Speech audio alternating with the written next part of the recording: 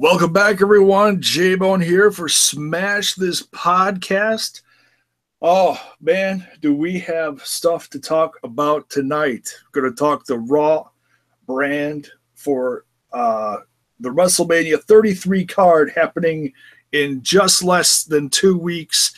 But before we start things off tonight, I got a little bit of bad news. Oh, actually, a big piece of bad news.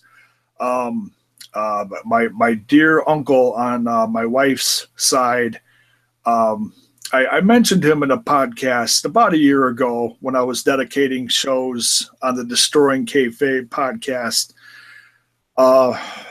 to military men.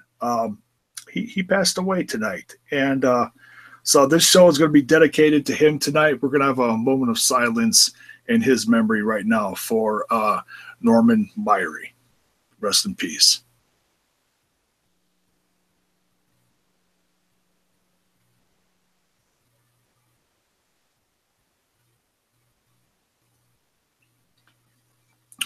So here's to you, Uncle Norman. We are cracking a cold one for you tonight and going to talk about some wrestling. And God knows Uncle Norman was a big wrestling fan. He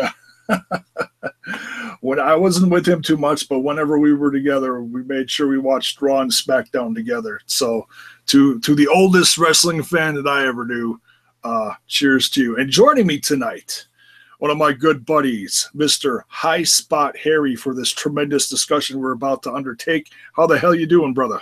I'm doing good, man. It's good to be back here on Smash This. It's been a little while, but I'm doing good. Thanks for having me on. Hell yeah, man. I love working with you, and it's I'd have you on a lot more, but I know you are I know you're 10 times more busy than I am. So, you just keep on doing what you're doing, and I have you on when I can, Everyday hustle, you know how it is. But hell yeah. We keep in contact, even if there's big gaps in between when I'm on. You and I always keep in contact and keep up with each other. So. Oh, hell yeah, dude. Yeah. You gotta do what you gotta do. All right, so we're covering, like I said, the Raw card on WrestleMania 33 this year. Dude, this card is so massive. We have like 12 matches between both brands, and we're not even done yet. I know they're gonna throw in it's like the tag teams on the SmackDown end of things. That's not official yet because, we'll just say some things happened tonight. I'm not going to drop any spoilers for my brother who just got off of work. But they're going to add that to the card ASAP. Oh, yeah. There's no pre-card shows as far as I know. Everything's just main card. But nonetheless, yeah, dude, we're going to cover half of the matches, like 6 of them, and talk about some rumored things that may or may not happen. Let's talk about the hosts, seeing as they are from the Raw brand, our gracious hosts for this year's WrestleMania 33, The New Day. What are your thoughts when you heard that these guys were not going to be in a match per se and be the hosts of WrestleMania? What are your thoughts on this, dude? I actually really like it. I was with a lot of fans and kind of concerned once they dropped the tag belts if WWE was gonna pull that trigger right away and split them up and maybe give Big E a push or do whatever they're gonna do. Glad they kept them together. I'm looking forward to it. I think that's a perfect role for them. They're obviously great talkers. They resonate with the kids all the way up through the adults and the smart marks. So, and I mean, it's a privilege for them. I mean, you think about the hosts of the last couple of years, comes to mind, Hulk Hogan, The Rock. I think Stone Cold did one a couple of years ago. I mean, so they're putting a lot of faith in these guys.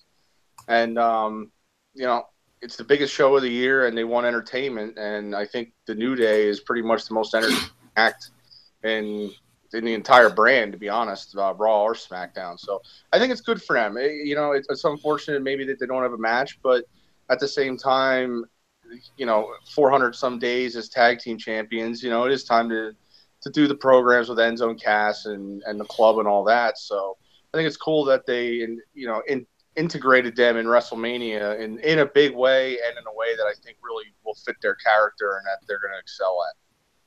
Oh, absolutely, man. I'm excited for it just because of it leaves so many things open to happen for the New Day. I think we're finally going to get the debut at WrestleMania. They're probably going to come down with the ice cream cart and hand out a bunch of New Day pops. You think we're going to get the ice cream, dude? I would think that's the payoff. I don't know. It's got to be, man. They're going to come down with like an ice cream tank or some shit like that. It's going to be some glorious thing. They came out with a giant box of Bootios that were like the size of footballs last year. Yeah, so honestly, I think they had the entrance of the year last year at Mania. I mean, Hunter had a great entrance and a couple other guys, but I think they stole the show with the cereal box and all that stuff. And it's funny, they were actually on a podcast. I forget. I know Xavier was. I think it was all three of them.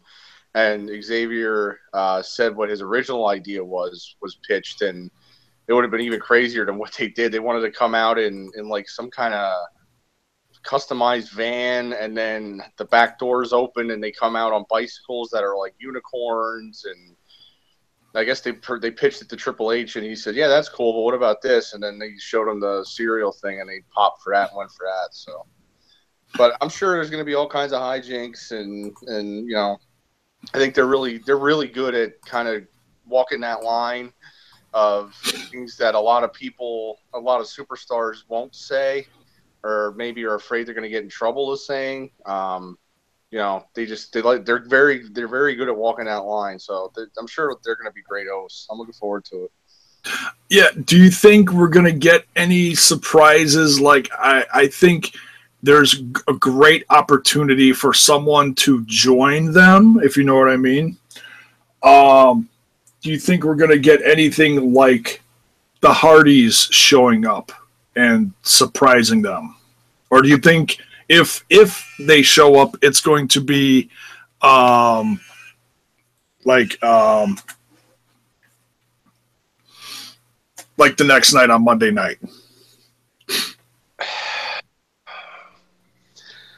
Man, it's hard because everything, it's so easy to get trapped in what you read and what you hear on the internet and everything. But from what I've been reading and seeing, I mean, reliable sources, Pro Wrestling Sheet, Ryan Satin, they're saying that they're deep into talks with WWE, and I think it's inevitable. I think it's going to happen, and I do think they're going to come with the broken brand. I just don't think there's any way you can bring the Hardy Boys back and ignore all this. That's neither here nor there. I don't think it's going to be Mania. I just really don't. I think they have it stacked so much the way it is. Not that it wouldn't resonate and get a huge pop, because it would. I just think the landscape of everything, with them working in Ring of Honor, and granted they could drop the titles before Mania, and they still have a bunch of indie dates. I just think if it's going to happen, I think we'll be closer to SummerSlam, not Mania. I don't think we'll see the Broken Hardys at Mania. Yeah, I think we're definitely going to see them at some point. It's also going to be interesting to see how we see them, what form of the Hardys, because I know a lot of people have been wanting the Broken Hardys to show up. There's been a lot of issues with, who owns the rights, who owns the look, and all this kind of stuff. There's been cease and desist from, the Big Owl. Yeah. We'll see what happens. But nonetheless, I think the New Day is going to offer up a very entertaining evening as far as being the hosts. Well, let's get into the card. Let's start out with what is sure to be one of the best matches of the evening, in my opinion. It's been a pretty good build-up, and it's going to be really interesting to see how the fans react. And I'm talking about Roman Reigns versus The Undertaker. I think this build-up has been good. I know The Undertaker's health has been in question, And he even showed that a little bit on Monday night when they showed him choke slamming Braun Strowman and sold how much it hurt him to actually lift him, Mm-hmm. you know? So whether that was legit or, just making a face, he also looked like he was hurting at the Rumble. Oh, yeah, definitely at the Rumble. So, and this one is a toss-up. I think a lot of people think that Roman is going to go over here and then maybe a possible heel turn. It's what a lot of people are actually wanting, I think.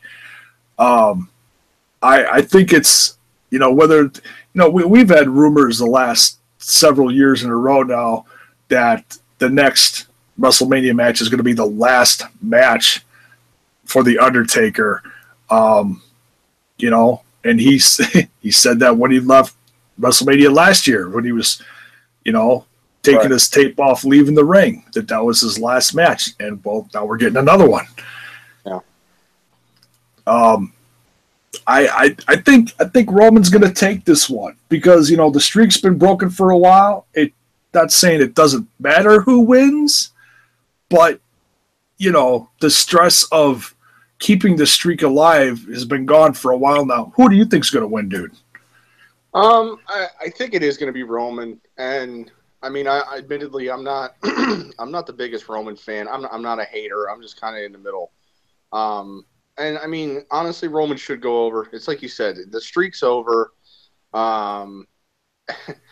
Everybody on the internet wants to complain. These old guys, got to put the young guys over.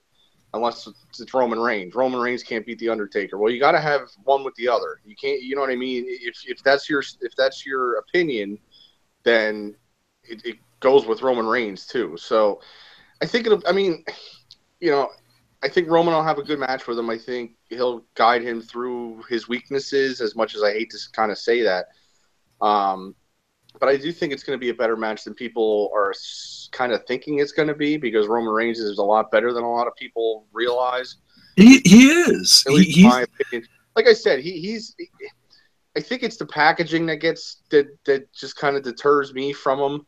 But I've really been watching his matches more closely than I was the last couple weeks, and I mean, he's one of the most athletic people on that roster. He really is, and he's one of the best sellers, to be completely honest.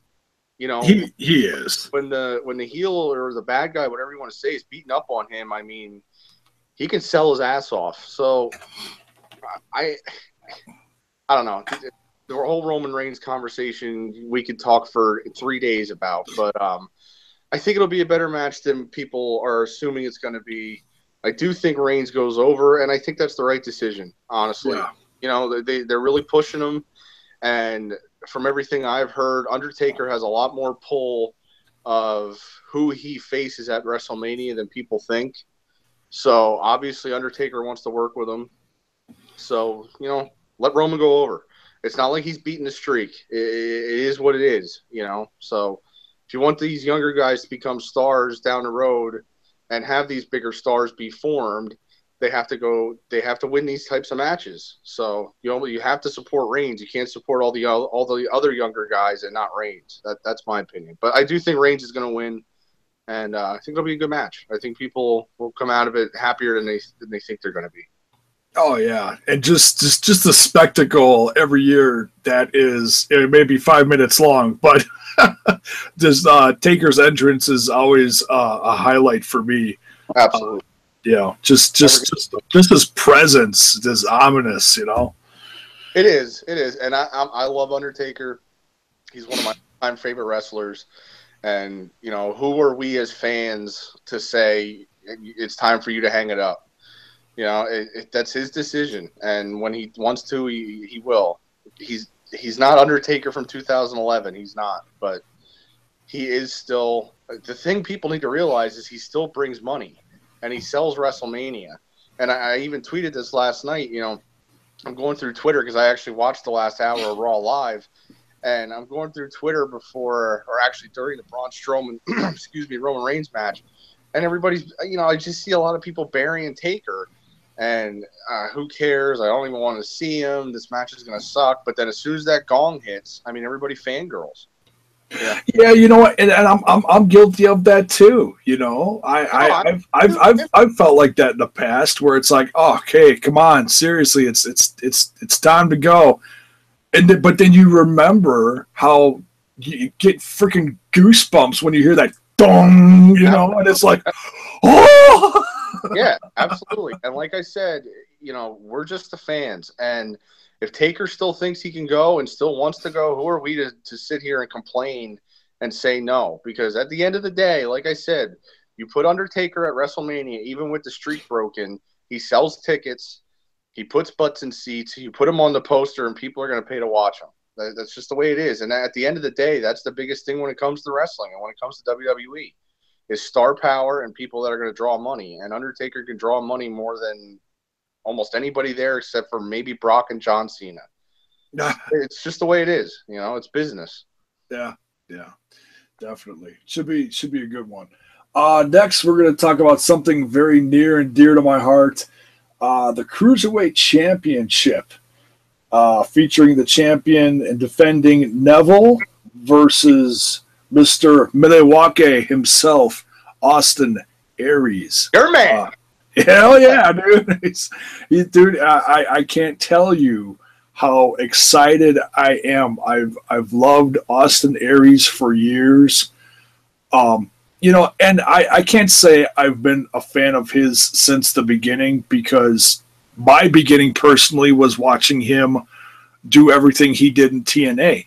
And then I started finding the stuff he did in Ring of Honor and checking out those DVDs and stuff like that.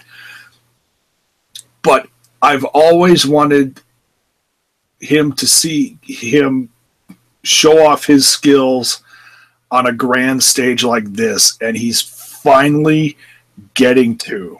And it's just, oh man, the 12-year-old in me is going to be holding back tears during this match. I'm going to be so damn proud of him. He's so, to me, it's like, okay, we don't have CM Punk, but you know what? We got this guy. Because I always put Punk and Aries neck and neck as far as like who was like the king of the indies.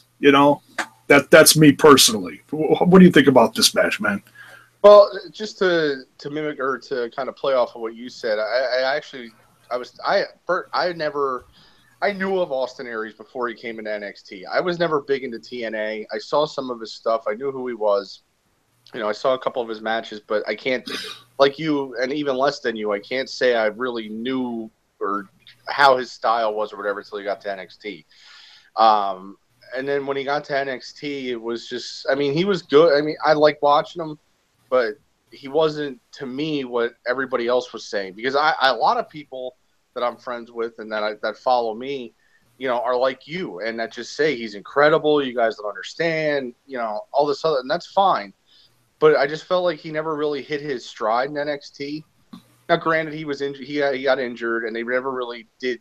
They never really got a chance to do a big program with him. Yeah, he had some good matches, but yeah, it sucks that, because I'm like, okay, he's going to be NXT champ. He's going to hold it for a year. I'm thinking all these big things for him before he comes to the roster, and all of a sudden he shows up at the debut of 205 Live, and I was like, whoa. Right. And honestly, that probably would have happened. But I think, and everything I see and everything I've read is that they knew the star power they had in him. They knew that 205 Live was struggling and the cruiserweights were struggling. So between him and Neville, that's kind of the shot in the arm that they were going to try to give to the cruiserweights for star power to bring people over. And to be honest, he made a fan of me just from his commentary, just from being on commentary for the cruiserweights. He's a good talker. He's a great talker. Oh yeah.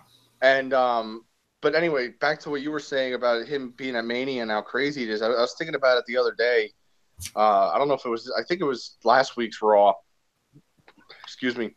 When he was in the ring, he pointed up to the WrestleMania sign, and it's like, I look at it everything as a wrestling fan. I try not to pretend I know more than I do, like a lot of people do. Yeah. And I was just looking at it, and it's like, all the crap that Vince and Hunter and all these guys get, and the stereotypes from WWE. You're looking at this, and it's like, okay, here's a guy that was in TNA that everybody said would never be in WWE, and now he's in the middle of the ring on Raw on a crossover segment, and he's pointing to the WrestleMania sign because he has a match at WrestleMania. And at that same WrestleMania, Samoa Joe is going to be a part of it. Bobby Roode is going to be main eventing their other you know what I mean? It's cool for me to look at it and be like, all these guys that a lot of fans and people thought would never get the opportunity. The WWE has said, you know what? Here's your opportunity. See what you do with it. And I just think that's great. Everybody wants to bury WWE. I think they deserve a lot of credit for that. The TNA stigma is absolutely gone. You look at the roster the way it is now, and these guys are such a big part of it. And they gave them the ball and they're running with it. All of them are, and I'm looking forward to this match too. I do think Austin wins. I just think that's going to try to be the shot in the arm for 205 Live to get more people over there. Honestly, he might make me want to watch it more because I've kind of been I've seen a few episodes, but I don't stay up to date with it. But if they put the cruiserweight belt on him, that's going to bring people over there, and I think he'll run with it and he'll do something really cool with it. Oh yeah, yeah. And I understand that 205 Live and the cruiserweights aren't everybody's cup of tea. So many of these guys are so new, and it takes time to build a fan base.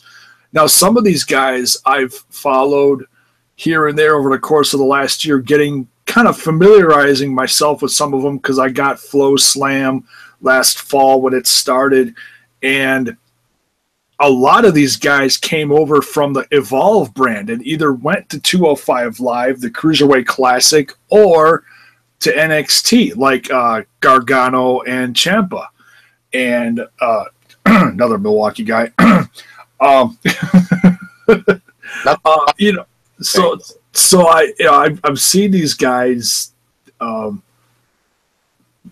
all sorts of things over the course of the last, say half year or so, just tremendous things. And it's dude, the WWE has just so much talent right now. It's almost scary. And it's just catching everything is, it's difficult at times because there's so many shows and so many things going on. But man, if you can take it all in, man, there's something for everyone, Yeah, absolutely. And I think that stigma of, Vince only looks at certain people, and AJ Styles is too small. Austin Aries would never get over in WWE. They never look at Samoa Joe because he's fat. And that's not my opinion. I'm just saying those, and that's things you hear. Yeah, that's the typical internet over the years. Yeah, exactly. WWE has basically just shoved that down your throats and said, "Look, we'll give these guys a chance. If they're as good as they say they are, then they'll get over. If not, we gave them a chance." That's all they can do. After that, it's on the guys, And I think it's great, and I think I think the WWE as a whole really deserves a lot of credit for that. So, who do you got? I got Aries. What do you think? Oh, dude, I gotta go Aries. I love Neville as a heel. I do too. Besides Aries, coming out of being, I can't say out of, I almost said retirement. That's not what I meant to say. From injury, excuse me, and Neville's the best thing that's happened to 205 Live. You've got the guy that everyone's been saying for months. Okay, why isn't he on here? Because he is so good. And when he showed up and turned heel, oh God, Neville is incredible. And to see these two guys on the grandest stage of them all, dude, this is going to be like, besides the main event, which we'll get to in a little bit, or I should say one of the main events. This for me is going to be the highlight of the night. Truly. Yeah, and I don't think it matters what spot they go out. I from listening to these guys in interviews, Neville and Austin Aries, and seeing their work, I don't think it matters to them if they're on the pre-show or if they're the main event. They're going to go out there with the mindset of, we're going to kill it, and we're going to be the match everybody talks about. I really do think that. Yeah. And you got two of the best guys in the world at what they do and their weight class competing for this title. I mean, what else can you ask for? So I'm looking forward to it too. I think it's going to be a barn burner. It is. It's going to be one of those, and they're going to say, follow this. You know, it's exactly what it's going to be. Exactly. So, all right, let's see what's next here. The Triple Threat Raw Tag Team Title Match between the champs, my boys, Gallows and Anderson, versus Enzo and Big Cass versus Sheamus and Cesaro. I've enjoyed the build-up to this. I am tremendously happy that Gallows and Anderson are champs right now. But I've got a feeling their days are numbered as champs. What do you think, dude? Well, you know, I've been saying, I think since about SummerSlam, that Enzo and Cass are winning these titles at Mania, and I'm not tooting my own horn. I'm just saying, I've been saying that for a long time. I just feel like that's what we've been building to ever since they came up. They didn't really need the belts, especially when New Day had them. They were new, they were hot, and they're still hot, but they're to the point now where I think, I don't know how to explain it, but they're not what they were when they first debuted. They're still very entertaining, and I still am a big fan of both of them. But I just feel like a WrestleMania moment for those two over the dastardly heels that are the Club is what's in line for them. I've been saying that for months. So I agree. I do think it's going to be Enzo and Cass. The build to me is okay, I guess. I don't know. For me, I'm still on a New Day hangover, and it's been months, but I just don't think the tag team division on Raw or SmackDown, for that matter, has really been what it was when New Day had it. And granted, that's a hard act to follow, what they did. But, yeah, the build just really hasn't been for me. But I'm definitely going to say Enzo and Cass. I just think that's going to be one of the good moments of Mania. You're going to have heels go over, bad guys go over, whatever. But I think one of the high points is going to be Enzo and Cass finally getting tag team gold, because they've never even won NXT tag titles, So if they do it right and they build this, that Enzo and Cass, the titles have eluded them since they've been a team, and Enzo can talk his ass off and play off of that and say, this is our time, this is our moment. And then they win it at WrestleMania. I think that's going to be what we're going to see. And I think it's going to be cool. I think it'll be a good moment. I'm looking forward to it. It'll be fun. Enzo's always entertaining, but, he's not loved by everyone. But do I tell you, seriously, this last Monday night, when he went out there and he does his shtick on the way to the ring, and he grabbed that foam finger out of the crowd, and he starts waving that thing around, and I was like, my reaction, I even put this on Twitter, I was like, oh my God, dude, where are you going to put that thing? I was like, yeah, you never know with him. Especially with that hot crowd from Brooklyn. Oh my God, they pulled no punches that night. They were hot. They were like 2 Live Crew, nasty as they want to be. Yes, they were. Oh, going old school there with that comment. If you don't know who that is, go check some old rap / hip hop there.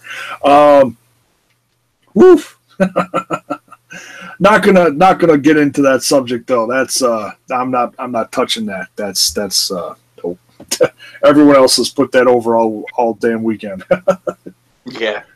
Let's see. So yeah, I think Enzo and Cass are going over there too. I mean, I love Gallows and Anderson. I'm glad they're champs, but we'll see what happens. Let's see. Next, we got the WWE United States Championship. This has been one of the best things, I think, over the course of the last year. Now, granted, the feud itself has been very short, but the combo of Chris Jericho and Kevin Owens, AKA, you know, what the hell did they call them together? Jericho. Yeah, there we go, Jericho. It's been one of the best things over the course of the last year, and I've had my gripes with it here and there because you have a new championship, you've got a badass like Kevin Owens who should be out there just destroying people, and kind of like Samoa Joe, in my opinion.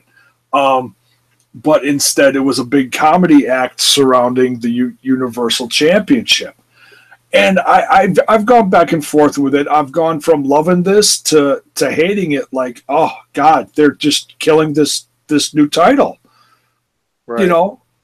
But overall, these guys, with or without the title, or whatever title, in this case now it's actually the United States Championship, basically means absolutely nothing in this case, in my opinion. It's the feud that is going over here. If you want to get real about it, Chris Jericho's got Fozzy, and he's going to be going on tour relatively soon. So I think Jericho's going bye-bye soon, and he'll be turning over the United States Championship to Kevin Owens. I think it's kind of a gimme. I can't say that's a definite, but I think that's what's going to happen here. What are your thoughts on this, dude? How much time do we have?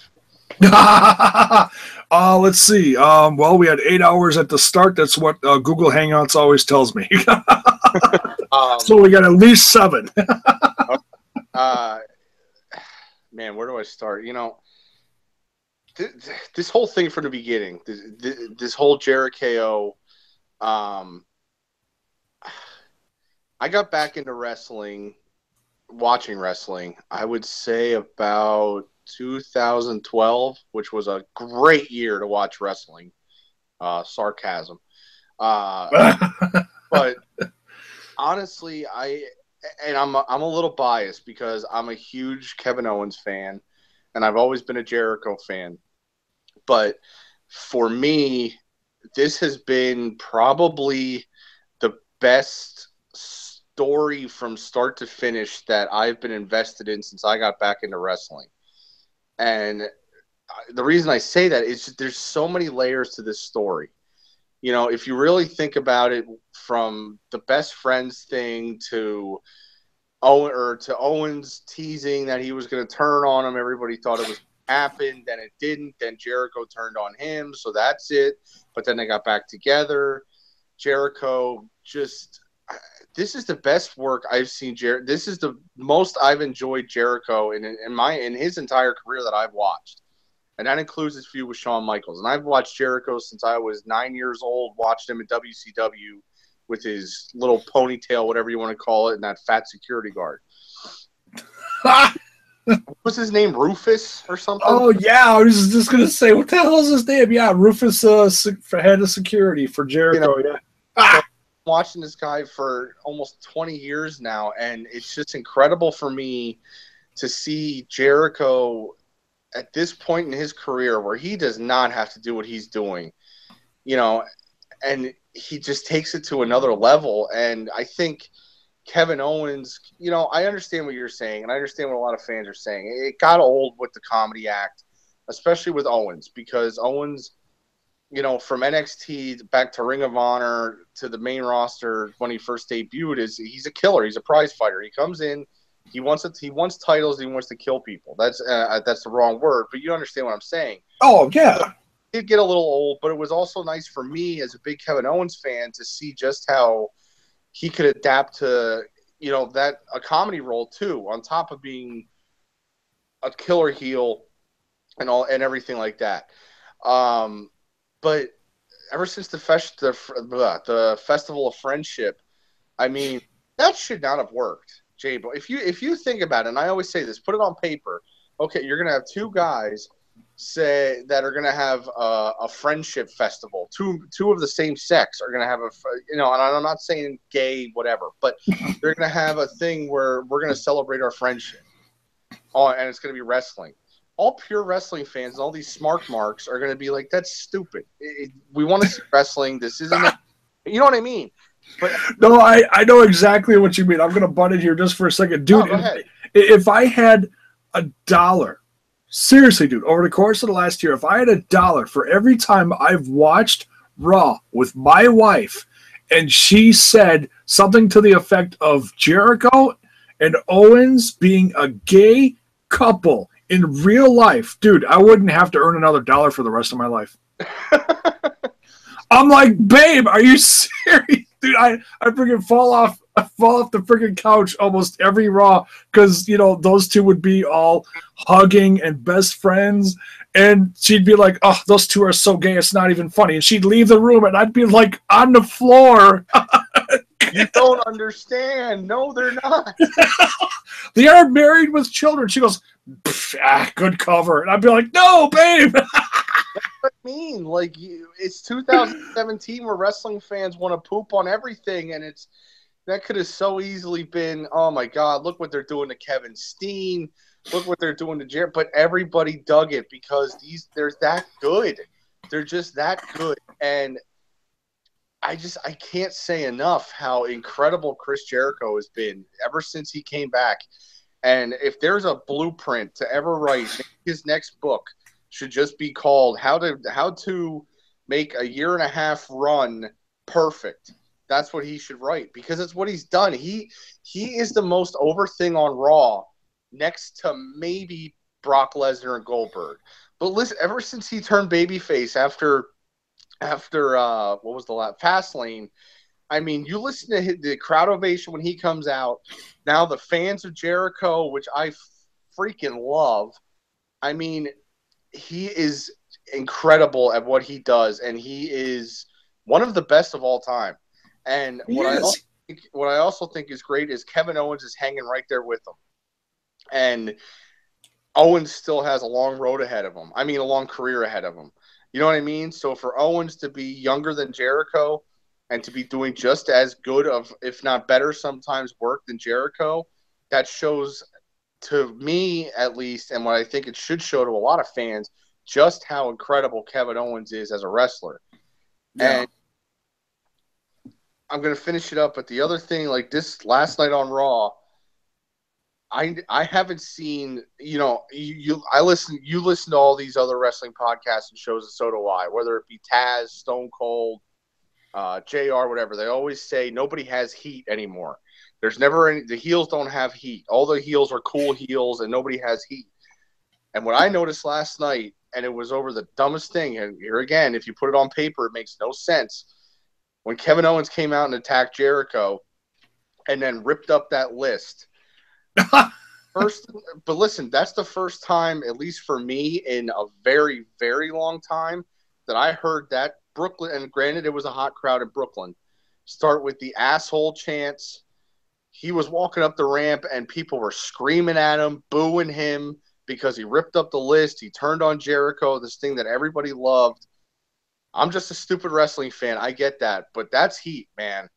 And that's appropriate here. Yeah. No, it is absolutely, and that's just a testament to how good they are, and it's a testament for me to how good Kevin Owens is because everybody wants to like him. You know what I mean? He's still Kevin Steen. He's still this guy that came in that nobody thought would ever come in, and everybody loves him. But even he can get the crowd to turn on him to the point that asshole chants are starting and people are screaming at him because he ripped up a piece of paper that was the list of Jericho. That's how good this story is. And it spit it on him. Oh. Yeah. I love it. I love it. I can't put these guys over enough from a fan's perspective. I love it. But I do think Owens is going to go over. Like you said, reality is Jericho's going back out with Fozzy. He's already postponed it, I think, definitely once, maybe twice already, because he said he was having too much fun. But he's going back out with Fozzy. It's inevitable. And like I said with the whole Roman Reigns Undertaker thing, everybody wants the younger guys to go over. Granted, it's Kevin Owens and he's a heel. it's going to give him even more heat. You know, you're supposed to hate the bad guys. You're supposed to hate Kevin Owens. That's what his job is. And as good as this story is, I don't think Chris Jericho is going to get his comeuppance, so to speak, at WrestleMania. I think Kevin Owens is going to beat him clean, and he's going to take that and run with it from after SummerSlam and just be as good as he is. And he's going to make that. Honestly, and that might even help. It will help the United States Championship that needs another boost in the ass, because it really hasn't done anything since Cena.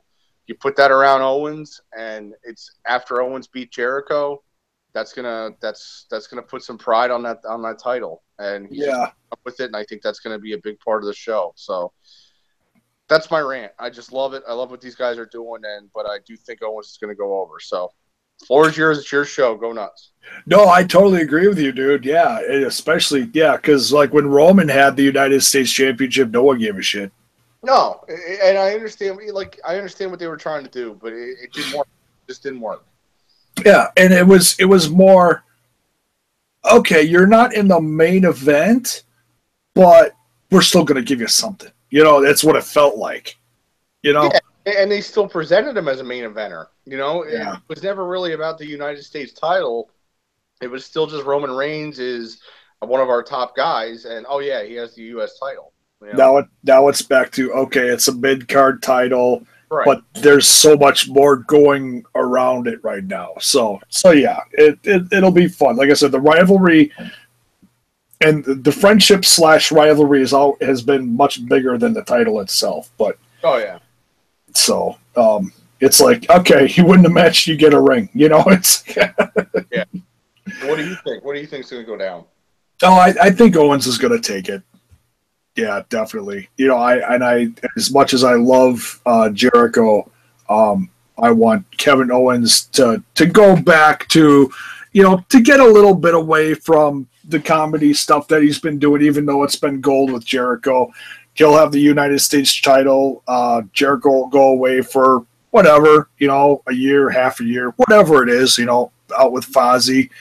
And then maybe come back, maybe he won't. Who knows? But just one last thing about Jericho before we go to the next thing. You know, it is just amazing and shows how good he is, because every single time he's come back, he's reinvented himself. And he's done that over the course of this last year with as dumb as it is, this list. Yeah, everybody is absolutely shitting bricks about, oh my God, can I please be on the list? You know? Got a list and a scarf over more than the title. Yeah, it's unreal. And it's unreal. It's unreal. And like I said, he doesn't have to be doing this. You know what I mean, J-Bone? He's at his point in his career where he can just, I'll come back every once in a while. But he's doing full-time. He's doing house shows. And not only that, he's in probably, at least in my opinion, a lot of other people's opinions, the top storyline of the entire company. You know, and he's still in incredible shape. Yeah, he still wrestles like he did when I first saw him in 1990, whatever. You know, yeah. It's unbelievable. It's unbelievable, and I just can't put it over enough. You know, those two. This is going to be a tough one as far as like who's going to have like the match of the night. These two are probably going to come in a close second. I think these two are really going to have a barn burner as well. Yeah, it might be first for me because I'm just such a big fan of Owens and Jericho. But yeah, it's if they give these guys time, which God knows there's going to be probably a 9-hour WrestleMania, so they will. I mean, let Chris Jericho and Kevin Owens tell you a story in the ring. That's money. Oh, always. So, and I heard pretty soon they're going to bump it up to a 24-hour show. So we'll have to see how that goes for them. You laugh. I sense sarcasm there, but God knows, man. 10 years from now, who knows? Who, me? Me? Sarcasm? Oh. Oh, shit. All right, let's see. What's next here? Okay. The fatal 4-way for the Raw Women's title, including one of your favorites, and we'll get to that in a little bit.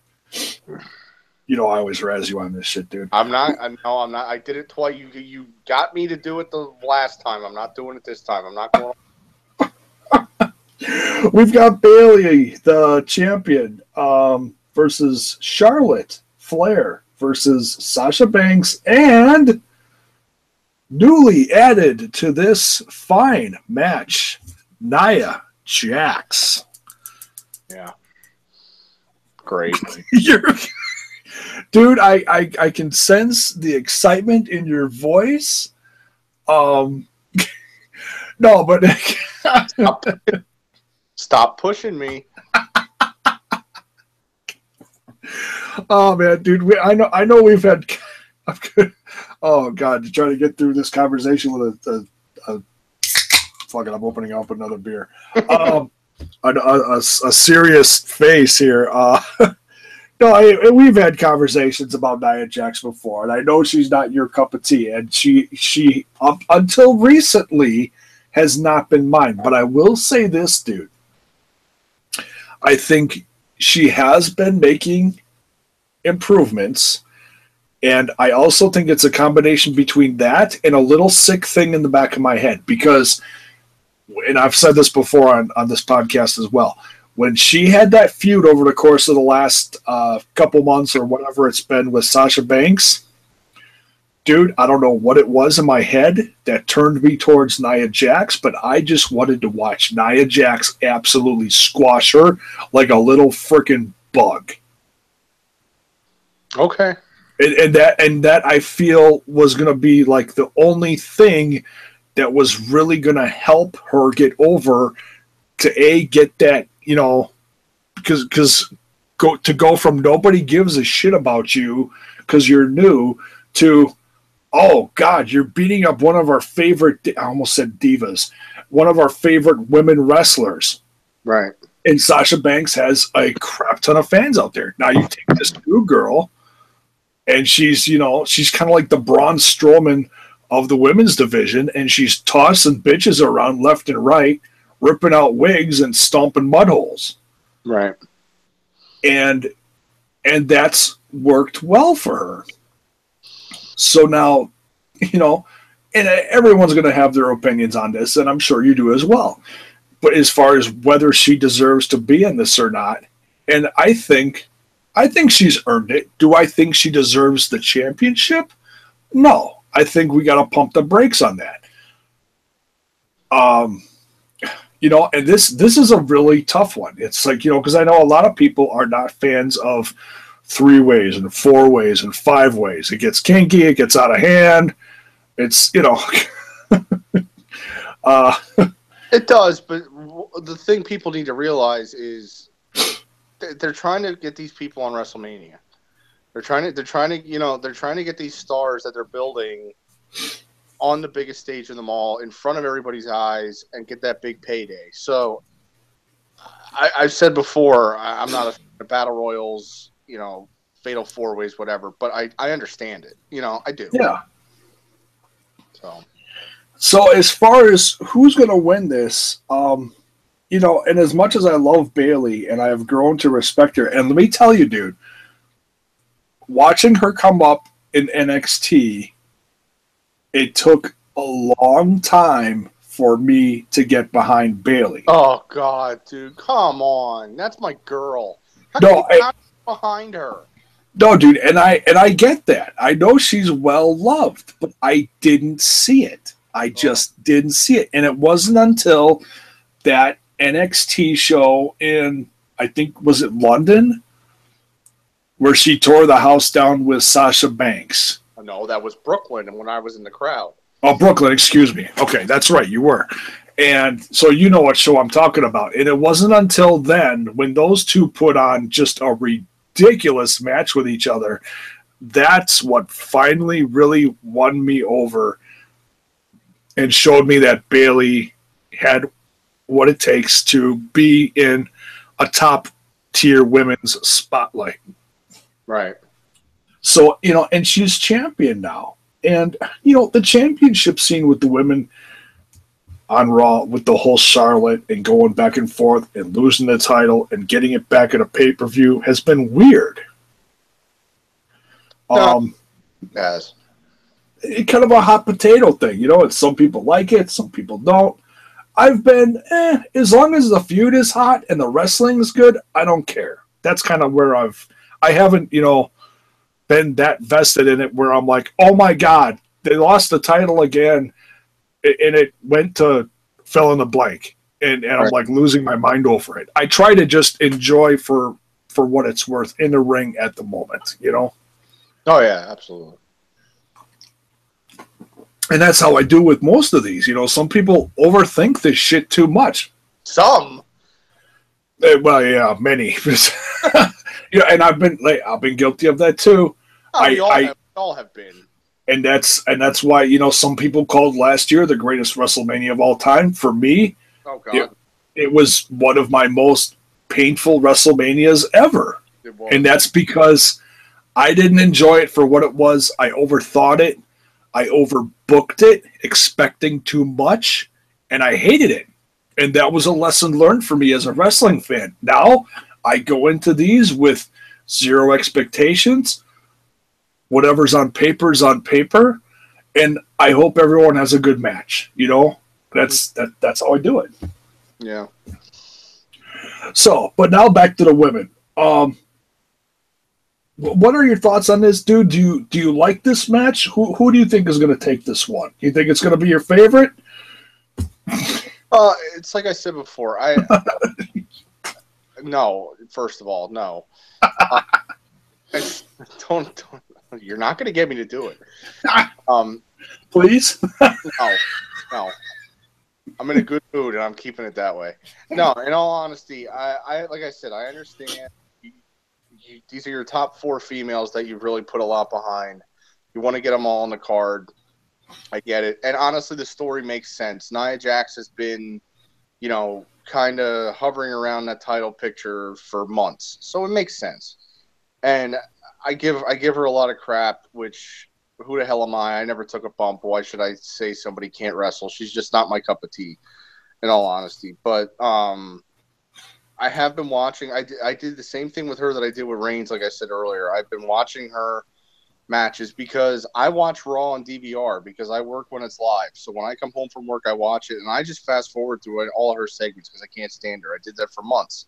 But the last couple of weeks, it's like, you know, if you're going to be a wrestling fan, you got to give these people chances. And I watched her match last night with Bayley, and I will say it, and I agree with you. She's getting better, at least from what I could like, from what I like, and what I think she should be. She is getting better, and you know, God knows she's surrounded by the best minds in the wrestling business. So if anybody can make her a star, they can. And she's only going to get better. No, I know. Yeah, I know, and I have to give her a chance. You have to be a fan. You can't just say you hate somebody and then not give them a chance to get better. That's just not fair, and I don't like to do that. So I will give her more of a chance. It's still just not my cup of tea. But no, I understand it. You know, I understand the story. The story does make sense. I wish they would have. Honestly, I wish they would have kept the title on Charlotte. I think that whole pay-per-view streak really had some steam behind it, and they kind of blew their load a little early, in my opinion. But yeah, I hear you there. Yeah. It is what it is. I love Bayley. Bayley is my all-time favorite women's wrestler because I never really watched women's wrestling up until NXT, to be honest. I mean, you know how the Attitude Era was when we watched it. That wasn't really about their in-ring ability. It was tatas and fluff, you know. Yeah, I mean, and that's no disrespect to Trish and Lita and all those girls because they were really good. But I mean, women's wrestling really didn't matter. It didn't. So I am a little biased with Bayley, but man, this is. I don't think Nia is going to win it. I think it will help her just being in WrestleMania in the women's match. I hope she brings her A game because God knows I haven't seen an F game yet. That's just in my eyes. I don't know. This is a hard one to call, dude. It is, dude. It really is. Because like I said, if the pay-per-view streak was still alive with Charlotte, it would be one thing. I'm going to have to go with Sasha. I think I still think there's money there with Sasha and Bayley, with the heel Sasha, babyface Bayley on the main roster that a lot of people haven't seen. You know, we saw how incredible it can be in NXT, and I know that'll work on the main roster. I'm going to go with Charlotte, or I'm going to go with Sasha, and she's going to somehow, I don't know how, but she's going to somehow kind of heel her way to a win over Bayley, and that'll be a program. That's my pick. Okay. I think they're going to play it safe here. It's going to be a lot of fun. It's going to be, there's going to be some fun spots. Charlotte has been insanely athletic. And that's one thing I think we forget about her is she's great on the mic. She's good at drawing that heat and pissing off the crowd. But when she gets in the ring and she starts, doing those backward moonsaults off the top rope into the crowd and shit like that, it's like, oh my God. You pray to God she's so good, but you pray to God she doesn't break her neck one of these times. It is hard, but I think they're going to play it safe with this one. I think they're going to keep it on Bayley and then do something maybe like the next week or something with Sasha and or bring back Emma very soon too. I don't think they're going to wait another 17 weeks like they did with the whole Emelina thing. Because she's too damn good, and you can't keep someone off of TV for shits and giggles for a half a year. It's just ridiculous. I mean, granted, yes, she was injured, but man, I can't wait for Emma to come back. Seriously. I love her. She's very good. She's very underrated. She's one of the she's one of the top tier women, at least in ring ability on Raw right now, I think. Yeah, dude, when she went down to NXT and partnered up with Dana Brooke and was kind of like what Tyler Breeze was to Mojo Rawley, down there. Yeah, man, she completely, recharged herself and gave herself a whole new identity and kicked ass all the way. And, as good as I think this match is going to be, Emma should be in it. But I think, and Dana Brooke has even gotten a little, little reboot here. I'm kind of surprised they did it right before Mania, because now she's going to be kind of like left with nothing, unless she comes down and interferes or something. I don't know. I just think they don't know what they're doing. I just don't think they know what to do with Dana yet. Yeah.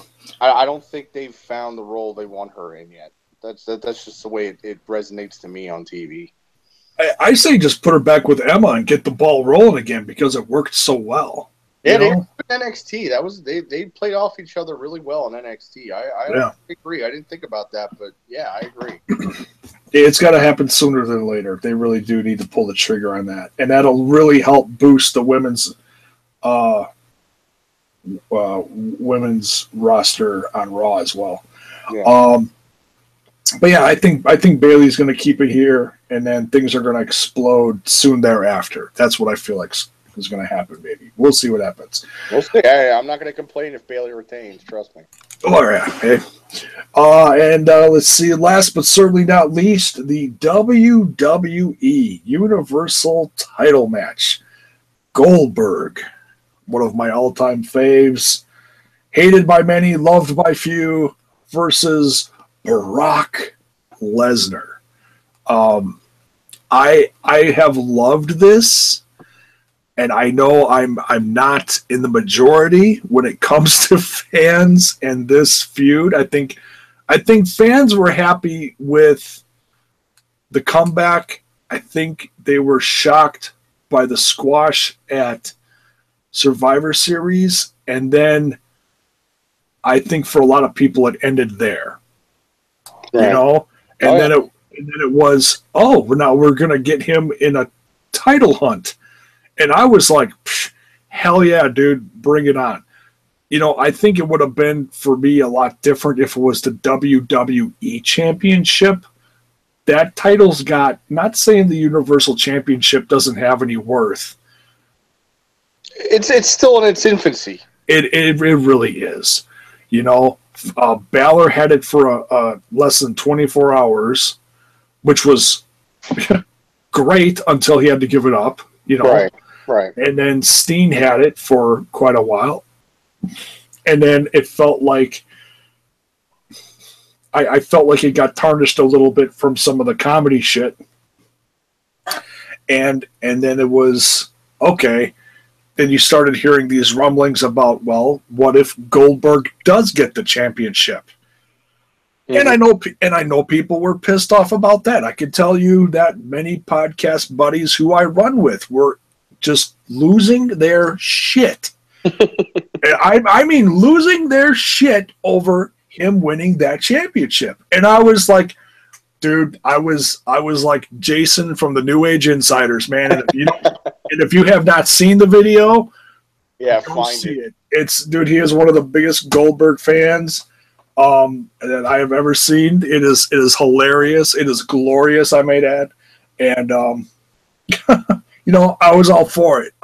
Because I've been waiting for Goldberg to come back for years. He is one of my favorites, and I don't care. I don't care. Now, all the haters can suck it, you know? Yeah, no, I hear you. Well, what are your thoughts on this whole thing with Lesnar and Goldberg going for the Universal Championship? Well, I don't know if I ever told you this before, but anybody that's listened to me or follows me on Twitter, Goldberg is what got me into wrestling. My dad was the epitome of a casual wrestling fan in the late 90s, and I would just kind of watch it with him and, you know, my mom, whatever. My mom didn't like it, but she was in the room. And I just remember my dad just being like goo goo gaga over Goldberg. Look at this guy. Look at the size of this. You know, the whole mystique of his WCW run, that's what got me into wrestling. It really did. And I watched it for years and years after that. That's what made me a wrestling fan, was Goldberg. So I'm in the same bias as you. Okay. A lot of the younger fans don't like it, and you know, he only does 3 moves, 2 moves. Old, he's gassed, he's this, that. But for me to see Goldberg come back has been incredible. First things first, I really hope and pray this match doesn't go on last. I will just say that will piss me off. It should go on last. I agree. I 100% agree. Yeah, him winning the Universal title, I tweeted this the night he won it at Fastlane. Goldberg got me into wrestling. I'm a big Goldberg fan. I can't be mad, but they could have done better. The way he took it off of Owens, it could have been a lot more, at least in my opinion. I promise everybody listening, Goldberg knows more moves than just a spear and a jackhammer. You know what I mean? You could have worked a couple holds. You could have worked a clothesline. There could have been more to that match, and that did frustrate me. But as far as the WrestleMania thing, I don't know. I just, it still bothers me of why we're doing this. Goldberg is 2-0 against Lesnar. I mean, what do we do in wrestling? It's 3 matches. That's the feud. Goldberg won. It's over. Why are you fighting Lesnar again?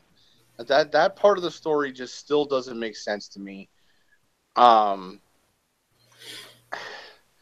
Heyman. Well, I can't blame Heyman. I love Paul Heyman. I don't know, but you know what I mean. It just doesn't really make sense to me. Okay, I beat you twice. It's over. There's nothing left for me to prove to you. But it is what it is. I'm worried. I will say that, because, you know, this is nothing new, but I don't know what the match is going to look like. Hopefully, they've been kind of protecting Goldberg to the point that he can have the best match he's had since he's been back at WrestleMania. I hope that's what they're doing, because I'm telling you right now, Lesnar's going to win this. I just have to say, there's no way Goldberg's retaining. And if this is just a 30-second squash but reversed, that's going to do nothing. It's going to do nothing for me. And I don't think it's going to really do anything for anybody, to be honest. It's just, they've booked themselves in a corner, in my opinion. They need to go out and have a match.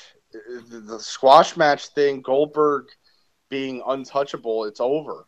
It's over. Now, it'd be different if he was doing what he did in WCW and they were feeding him Bo Dallas on Monday Night Raw. That I would get. Okay, all I want to see is a jackhammer or a spear and a jackhammer and go home. That's what Goldberg is.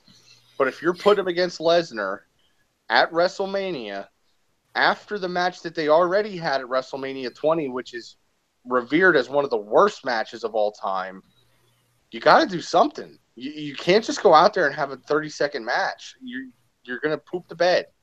It's not going to work. Yeah. So, yeah. And there was so much negativity before the match even started that a lot of fans knew about that I personally didn't know about, because that was at the birth of, I think this was around the time the birth of the internet, honestly. Oh yeah, 2000. And fans knew about Lesnar going off to football, and they also assumed that this was the end of Goldberg's one-year run with the WWE. Right. I personally was like, oh no, he's going to keep going. And when he was gone, I was like, where's Goldberg? I was more the casual fan back then, No, I definitely. But on top of that, and this is coming from a big Goldberg fan, it wasn't a good match. No, it wasn't. It was a lot of. It was as bad as the best boxing match that you ever saw, which probably sucked horribly. Exactly. A lot of slow dancing, a lot of hugs, a lot of making out. That's what I mean. So you already did Lesnar Goldberg. And I get that, but you're doing this at Mania. You got to do something with it. Yeah. You got to do something with it. And I hope they do. I'm a little worried. But at the end of the day, I do think Lesnar's going to win this, and we're going to go from there. So what are your thoughts? Yeah, I feel the same way. I feel like Lesnar's finally going to get his win over Goldberg, and I'm okay with that. I don't need a 2-second match from Goldberg, spear, jackhammer, leave. I want them to have the match at WrestleMania that they should have had, that they never have had. And are we gonna get a Daniel Bryan versus CM Punk style match? No. We're gonna get two bulls rocking it out in the ring, and that's the best we can hope for. We're gonna see a fight, and that's what it's gonna be. It's gonna be a fight. It's not gonna be a wrestling match, and someone's got to win. Yeah, no, I hear you, and I don't think anybody wants a Daniel Bryan CM Punk match. That's not what these guys are. But no, they're not. People compared. I heard so many people over the course of the last month. For example, when the Fallen Angel won the Ring of Honor title somewhere within the last month, and he's Christopher Daniels. Yes, he's 46 years old and won his first big championship. Right. And and people comparing this to that, and it's like, you can't. No. You absolutely cannot. Goldberg is an icon in his own way. He's a special attraction, just like Brock Lesnar is. Brock Lesnar is not the guy he used to be. Could he be? I think back to when he had the matches like versus Kurt Angle and stuff like that. Right. And those two tore the house down that year. That was the year. That was actually the day before Goldberg came back.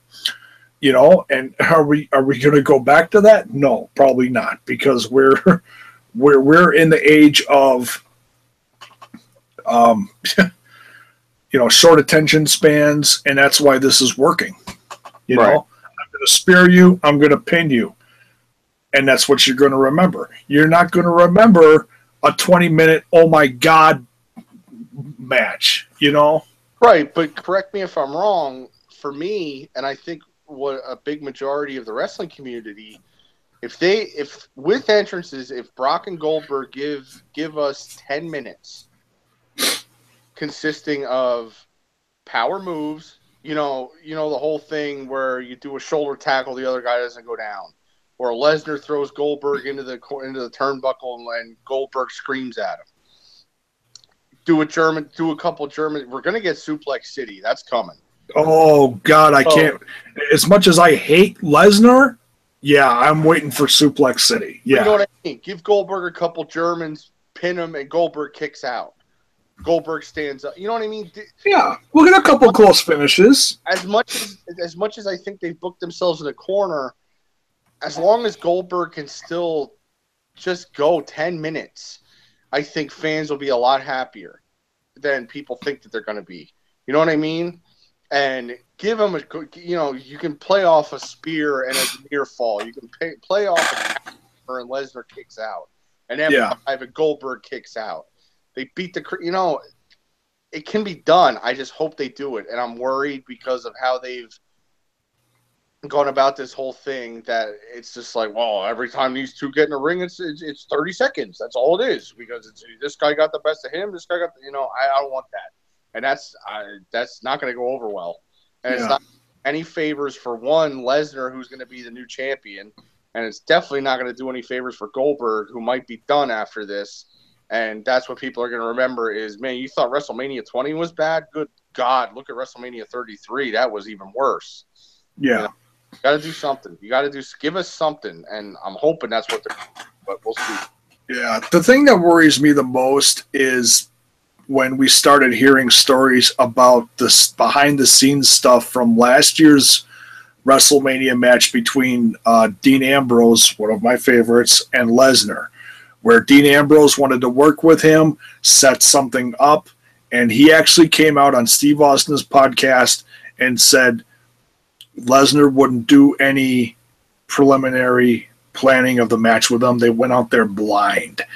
That's what worries me about this match. Yeah, and not only that, but Ambrose said in that same podcast basically that he wanted to go out and kill himself. You know what I mean? Yeah. Seeing John Moxley and CZW, he'll do it. The way I took that whole Steve Austin interview was Dean Ambrose proposed the world for that match. That I'll do, let's do this spot, let's do this, bring this in, and everything that he proposed was, no, we're not doing it. Brock don't want to do it. Brock says no, and then they had the match they did, and it wasn't good.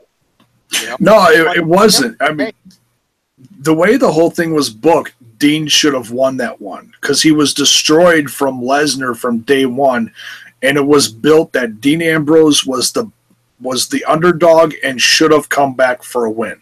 That's the way that's in my opinion. That's how it looked to me like it should have went. And Brock went out there and threw him around like a rag doll and just pissed on him. Yeah. And it was a street fight. That wasn't even a street fight. What did they use? Chairs? Come on. Yeah. This is WrestleMania, and this is John Moxley at the end of the day. Dean Ambrose would have set himself on fire if they would have let him do it.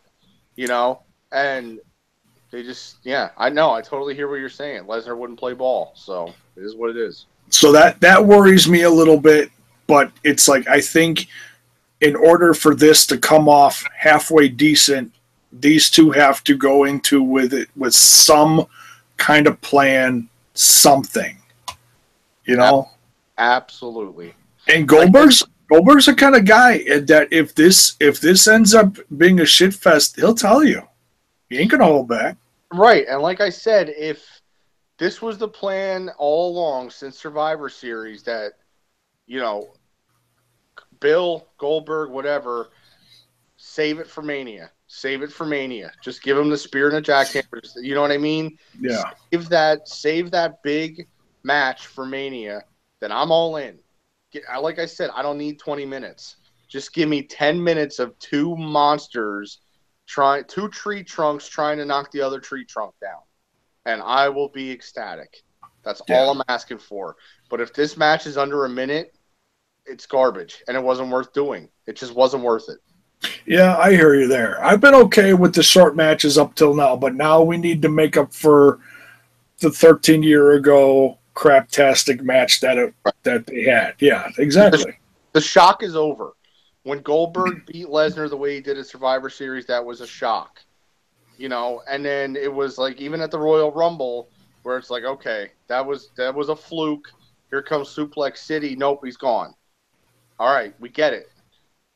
Now Lesnar's pissed. Now the title's on the line. Now we need a match. You guys give us a match, and that they're gonna have to do it, or I'm telling you, it's. And you agree. You're hearing what I'm saying, and you agree with it. It's not worth doing, and it's not gonna go over well. Yeah, they're gonna really have to do something special. Yep. And they don't even have, like I said, they don't even have to go nuts because they've protected them. It's been spear, jackhammer, and F5. That's it. So yeah. Get German suplexes or press slams or gorilla slams, and these guys just punching each other.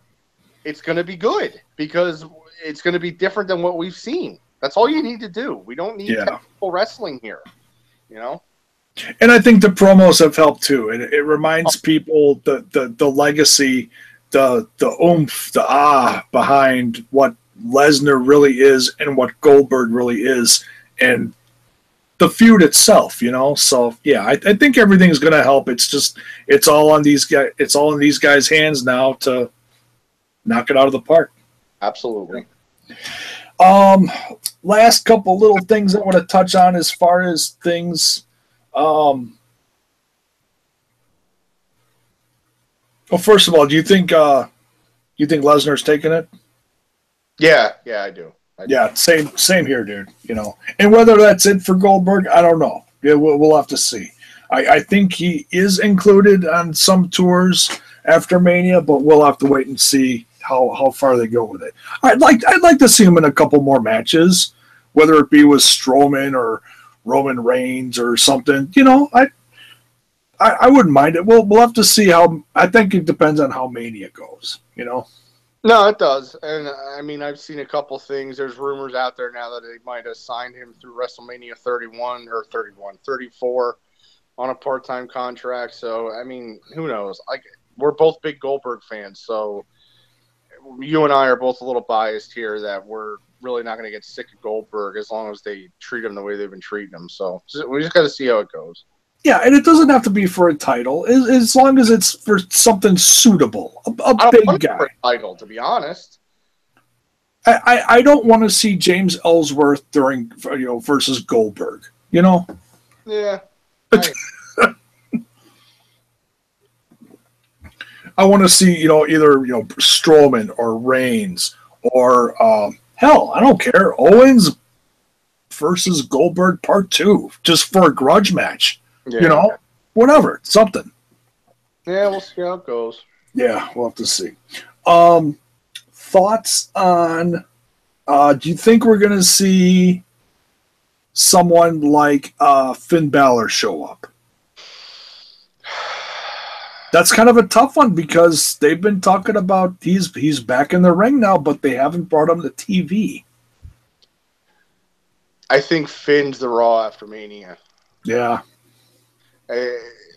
He's back. Anybody that knows anything knows he's been working house shows for weeks now. I just think they save it for the Raw after Mania. I just because it's too late now. You know what I mean? You're not going to be able to do anything worth doing in a week. Oh yeah, I'm just saying. Yeah, you can't build a feud. I'm just saying. Do you think he shows up in a match? There's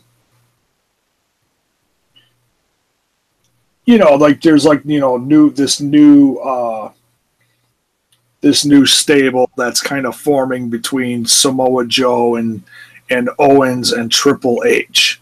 Yeah. Does he show up and say, the hell?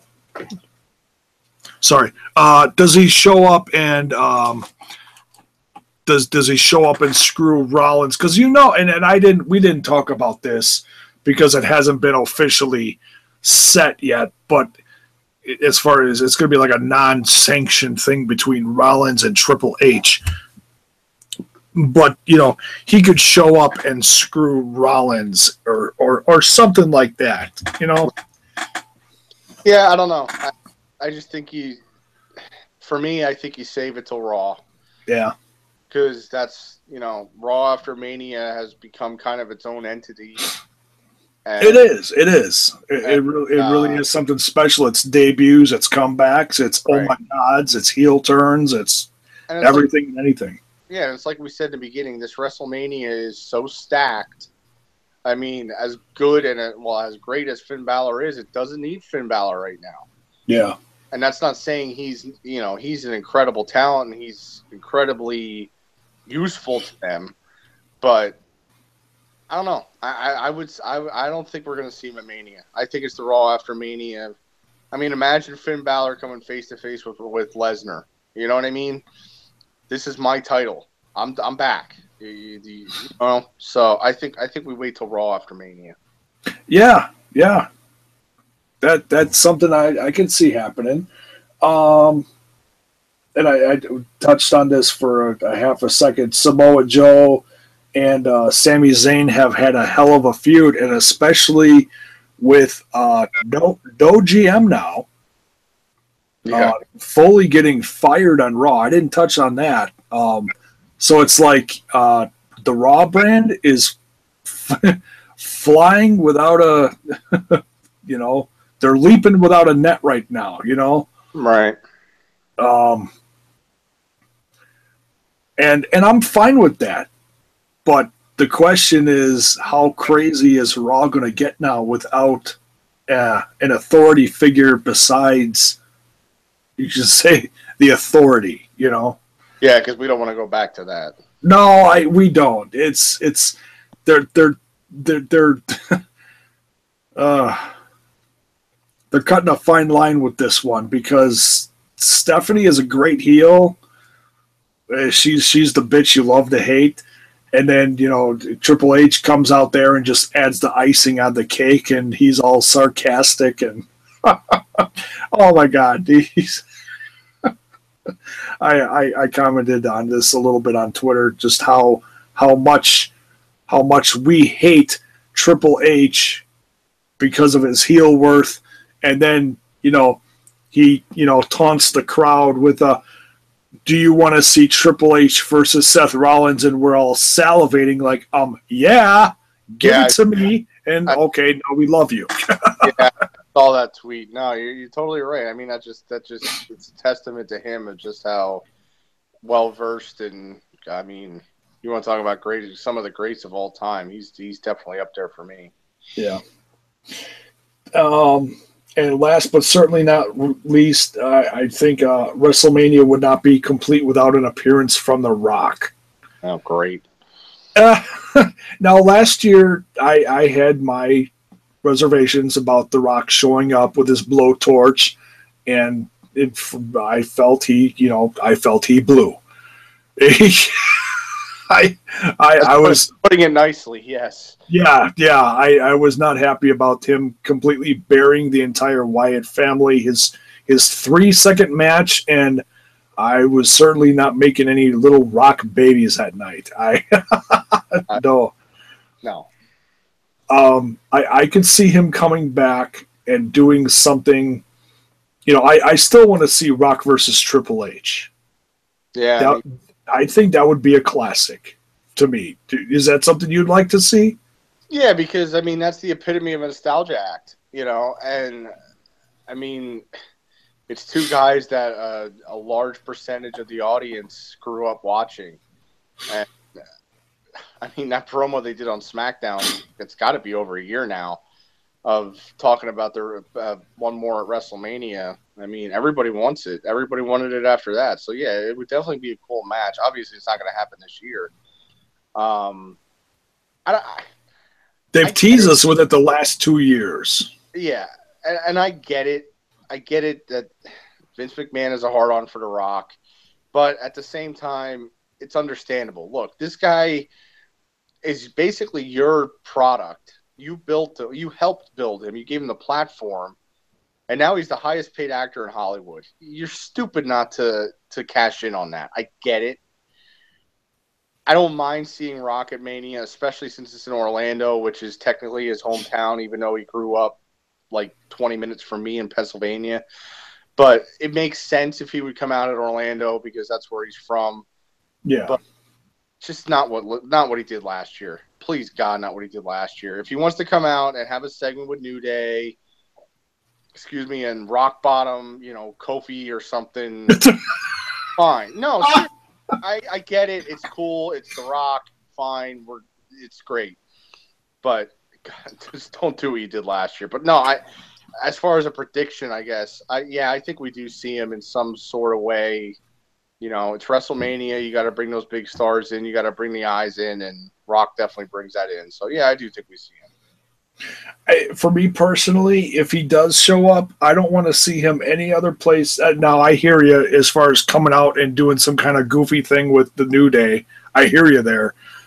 But if he comes out, I think fans want to see him continue the thing with Triple H, even if it is a tease for something in the future, because it keeps it alive. I don't think we're going to see Ronda Rousey. No, because that's done. That's gone. I don't think we're ever going to see her. Yeah.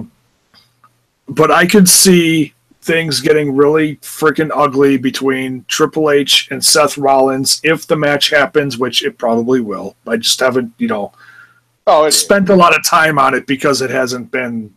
It's not a sanctioned match. It's going to be a fight. It's going to be about half of what we deserve to get, in my opinion. Okay. Yeah, but they're going to do something, and I think they're going to make the best of it. Honestly, I think so. I just, after seeing everything that Rollins has been through, it's almost painful to watch. I got to be honest. I think Rollins is 100%. They're not going to put him in this match. How the wellness policy is. They're not going to put him in this match if he's not 100%. Yeah. Whether it's a sanctioned street fight, whatever you want to call it.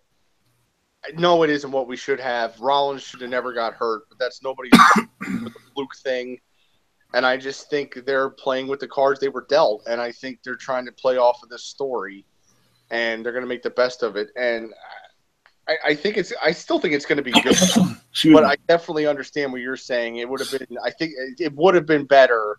Rollins never getting hurt by Samoa. Well, not even by Samoa Joe, just in that freak thing with Samoa, and building to this match, a match would have been better. But I think they're still going to have a pretty big spot in Mania, and I think Rollins is really going to bring it. So is Hunter. Yeah, and I think they're going to protect them too, and that's why I said if they're going to bring back The Rock in any segment, it would be this, because it would draw attention off of not trying to say bury Rollins. That's not the point here. No. It keeps Rollins safe, and the match is still going to happen. It's unsanctioned. That means it's basically no DQ. Anybody can come down and do anything. And hell, if you want to even throw some more, fire logs on the fire, you get a guy like they keep throwing out rumors about that guy from the UK. He's hot shit right now, and he was in the UK Championship match on the network. Damn it! What is his name? Pete Dunne? Pete Dunne? Pete Dunne, excuse me. Yeah, there's rumors about him showing up, I could see, so if you were to build like Evolution 2.0 with Triple H as the head / Ric Flair figure, and have Pete Dunne, Kevin Owens, and Samoa Joe as as the three guys, I can see that happening. That would be incredible. Yeah, and you might be onto something there, because you got to remember there's a lot of people that are still have a sour taste in their mouth over that Rock segment last year. You're not going to boo Rock if he's coming out to help Rollins. Yeah, and that, like I said, that's to me personally, that's the only thing that makes sense, because it keeps that Triple H Rock feud hot, because they touch whenever The Rock shows up and they have a little backstage segment here and there, and they're nose to nose and they're catching up, and things get tense. You know, and then you had the Mania thing, and I don't remember the time frame from what happened with what, but then you had the Ronda Rousey thing happen a couple of years ago. Yeah. You know, so you've had all these little things that, okay, now let's keep it alive. Let's have the street fight or whatever the hell you want to call it with Rollins and Triple H. It's unsanctioned, so anything can happen. Things get ugly. Let's pull Rollins, and The Rock's music hits. 100,000 people go absolutely apeshit, or whatever the count for the whatever, you know. Yeah. Say it's actually 40,000 people go apeshit, you know. Yeah. Let's stop counting door people. Yeah. But no, you have a good point. I never thought about that. And like I said, nobody's gonna boo Rock if he's coming out to help Rollins. And like you said, keep that thing alive and keep pumping it up, and maybe next year we get Rock versus Triple H. I agree. That's cool. I could definitely see that happening. The only thing that scares me about that, and not to drag this out forever as far as stuff with The Rock, is the last time The Rock had a match, he just about died and had surgery the next day. Yeah, he had everything. Yeah, I don't know how many things inside of him exploded and had surgery on him. But he finished the match. That shows how good he is. Right. You know, he didn't break his pinky like the old Sin Cara and say, I'm done. Yeah, I hear. So, but nonetheless, not even counting all the good stuff on the SmackDown card, this WrestleMania is going to be absolutely tremendous. 10 times better than last year's. Everyone's healthy. Last year it was okay. Everyone's injured. You get what you get, and let's just try to put on a heck of a show. Yep. No, I hear you. Yeah, this WrestleMania is already better than last year. Oh yeah, just with the build-up alone. Yeah, and it hasn't even happened yet. Looking forward to it, buddy. Yeah, absolutely. So that's going to do it for this one. Next week, we will get the SmackDown side of the WrestleMania 33 card. Do not have a date or time set, but we'll be working on that over the course of this next week and get that to you ASAP. I'll also be covering what I think are going to be some of the other highlights outside of the WWE for WrestleMania weekend. Dude, there is between... Dude, if I wasn't bald already, I'd be bald by the end of next week. I swear to God. I forget what... Oh, God. I hate to be one of those people, but I forget where I heard it. But I think there's 70... events other than WWE events over the course of those 3 or 4 days. Oh, it's insane. If you're not just okay, you got the Hall of Fame, which this year is you can't miss it. Dude, corny. Come on. I mean, Jim Cornette with a live microphone in 2017 is worth me watching that just Yeah, don't even get me started on the rest of the guys who are going to be inducted. It's been a long time coming for some of them. It's incredible. It's going to be a fun night. It is. You've got NXT, which I'm a little far back on NXT. I got some catching up to do. It usually is a very good show. But one of the highlights for me is I've since late last year. I got into Flow Slam. And the stuff that Flow Slam is going to be showing, they've got over 3 days, they've got 8 events showing. It's ridiculous. You've got the 2 Evolve shows, which are always 5-star shows. Even if you don't know the guys, watch it for the wrestling. You will not be disappointed. Absolutely. You've got now they're not going to be covering the actual Hardy barbecue party that's going to be going on. They advertise it, but there's going to be wrestling events inside of the party itself. There's going to be FIP and ACW. There's going to be some fun matches in there. Joey Janela is going to be having his own first show Game Changer Wrestling or something like that. It was just kind of like I'm guessing it's going to be kind of like the next version of like CZW, some hardcore shit going on. That's my guess. Dude, our good podcasting buddy Ant and G-Rod are going to be going to a late night Beyond show called Caffeine. I think that's going to be after the NXT show, and that's going to have guys like Matt Riddle in it. Dude, if you don't know who Keith Lee is, oh my god, he's going to be in like 5 or 6 different shows over the course of like 3 days. Some of these guys are absolutely going to be killing themselves, but Ring of Honor got a show. Oh yeah, Ring of Honor's got a show. The Hardys are going to be putting on their belts up against the Young Bucks in a ladder match. Good night. Yeah. That right there is going to be one of the biggest matches of the weekend. Yeah, it's crazy what else is going on, man. Oh, Tim Ross has one of his shows. Yeah. Oh yeah, like a Q&A with a couple guys with him. Yeah. Yeah, I can't even. If you have unlimited money and you could go down to Orlando in 2 weeks, I mean, you could see pretty much everything in wrestling. Oh yeah. Give me $2,000 and I will. You put me on a gurney and just wheel me around to everything. Seriously. So yeah, I'll be covering some of it next week. I don't know how much. We'll see. You know how I feel and timetables and everything. But man, WrestleMania weekend, outside of just WrestleMania itself, is going to be so much fun.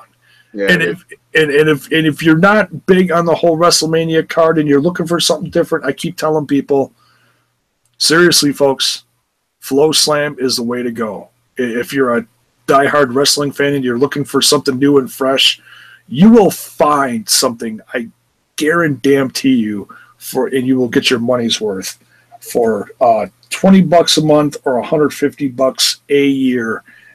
It's a steal, trust me, especially for this upcoming week. Oh, dear God.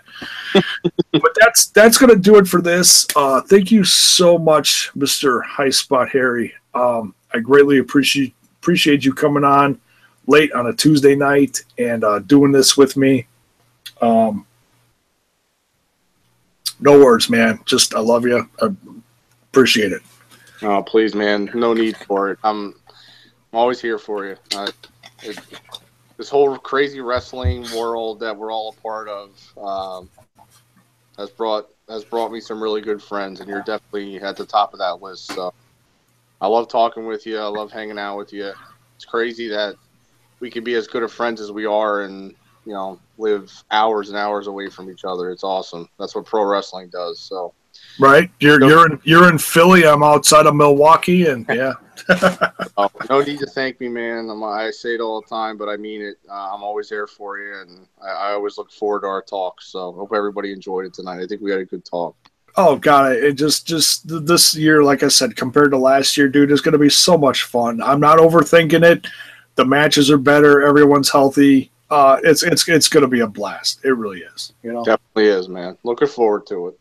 So, like I said, next week we'll be covering the SmackDown side of things. I don't know who's going to be joining me for that, but I'm sure it'll be a lot of fun. So, thank you all for listening to this Smash This podcast preview of WrestleMania 33's Raw brand card. Good night, folks. Have a good one. We'll talk to you soon. Peace.